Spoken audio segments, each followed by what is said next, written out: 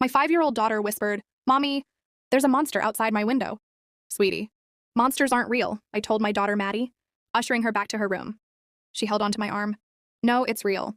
He goes tap, tap, tap on the window and says, "Maddie, help," she whimpered, pointing at her window. I paused. Kids don't usually add details to their stories like this. I walked over to the window and noticed the branches on the tree, swaying with the breeze. I sighed and smiled in relief. "See, sweetie? It's just the branches making shadows and tapping on the glass."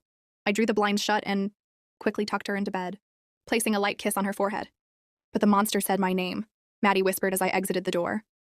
I went back down to finish washing up the dishes when my 9-year-old son, Christian, appeared in the hallway looking pale and shaken. "Mom, someone's in the backyard." This time, I was a lot more alert. It was one thing for a small kid to talk about monsters. It's another to have your almost preteen son talk about seeing people at night. "Go upstairs to your sister," I told him, trying to keep my voice calm. I carefully peeked through the blinds, and sure enough, there was a figure standing by the swing set, facing the house, standing absolutely still. My heart raced as I reached for the light switch for the backyard. The instant the lights turned on, I burst out into laughter. It was the kids' punching mannequin from their karate class. I quickly snapped a picture and climbed up the steps to show the kids. "See, it's nothing but your practice dummy. Now, no more nonsense tonight, okay? You both have school tomorrow." And just like that, the crazy night was over, or so I thought.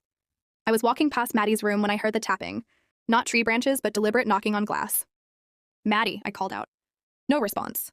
I checked inside her room and saw her sleeping, then heard the tapping again with a male voice calling out, "Maddie," just like she told me. I drew back the curtains and saw the silhouette of a man with 2 eyes staring in. I fell onto the floor and crawled over to Maddie, who was sitting up in bed crying.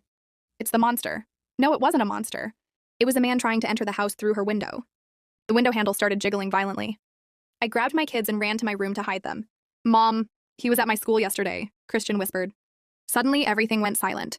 The jiggling stopped. No more tapping, nothing, just the sound of the back door handle turning. Downstairs to the door I had forgotten to deadbolt. "Hello?" A deep voice called out. Heavy footsteps crossed the kitchen floor and headed towards the stairs.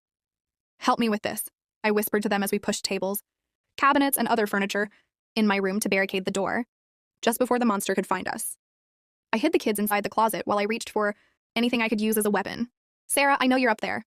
This has gone on long enough. I just want to see my kids," the man called out. "Maddie, Christian, Daddy's here. Come unlock the door for Daddy," he said sternly like a parent.